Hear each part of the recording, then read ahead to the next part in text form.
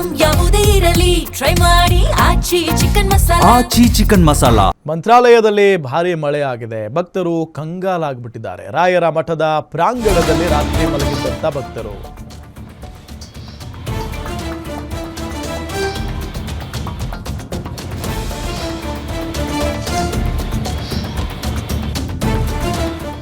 ತಡರಾತ್ರಿ ಪ್ರಾಂಗಣಕ್ಕೆ ಮಂತ್ರಾಲಯದ ಶ್ರೀಗಳು ಬಂದಿದ್ದಾರೆ. ಸ್ಥಳಕ್ಕೆ ಸುಬುಧೇಂದ್ರ ತೀರ್ಥರು ಬಂದು ಭಕ್ತರನ್ನ ಭೇಟಿ ಮಾಡಿದ್ದಾರೆ. ಭಕ್ತರಿಗೆ ಶ್ರೀಮಠದ ಕಲ್ಯಾಣ ಮಂಟಪಗಳಲ್ಲಿ ವಸತಿ ವ್ಯವಸ್ಥೆಯನ್ನ ಮಾಡಿದ್ದಾರೆ. ಭಕ್ತರನ್ನ ಸುರಕ್ಷಿತ ಸ್ಥಳಕ್ಕೆ ಕಳುಹಿಸಿಕೊಟ್ಟಿದ್ದಾರೆ ಸುಬುಧೇಂದ್ರ ತೀರ್ಥರು. ಮಂತ್ರಾಲಯದಲ್ಲಿ ಭಾರಿ ಮಳೆ ಆಗಿಬಿಟ್ಟಿದೆ. ಭಕ್ತರು ಕಂಗಾಲಾಗಿದ್ದಾರೆ.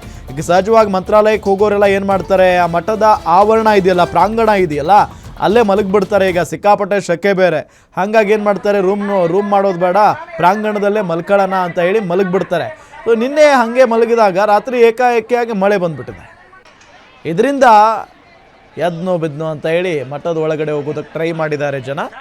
ಸೊ ಇದೆಲ್ಲದರ ನಡುವೆ ಸುಬುಧೇಂದ್ರ ತೀರ್ಥರು ಕೂಡ ಬಂದು ಎಲ್ಲರನ್ನೂ ಕೂಡ ಅಲ್ಲಿಂದ ವಸತಿ ವ್ಯವಸ್ಥೆ ಏನಿದೆಯಲ್ಲ, ಅಲ್ಲಿ ಕಲ್ಯಾಣ ಮಂಟಪಗಳೇನಿದಾವಲ್ಲ, ಸೊ ಆ ವಸತಿ ನಿಲಯಗಳಿಗೆ ಅವರನ್ನೆಲ್ಲ ಕಳುಹಿಸಿ ಇಲ್ಲಿರಿ ಇವತ್ತೊಂದು ದಿನ ಅಂತ ಹೇಳಿ ಕಳಿಸಿದ್ದಾರೆ. ದೃಶ್ಯದಲ್ಲಿ ನಿಮಗೆ ತೋರಿಸ್ತಾ ಇದ್ದೀವಿ. ಸುಬುಧೇಂದ್ರ ತೀರ್ಥರೇ ಅಲ್ಲಿಗೆ ಬಂದು ಎಲ್ಲರನ್ನೂ ಕಳುಹಿಸಿ ಕೊಡ್ತಾ ಇರುವಂಥ ಒಂದು ದೃಶ್ಯ ಇದು.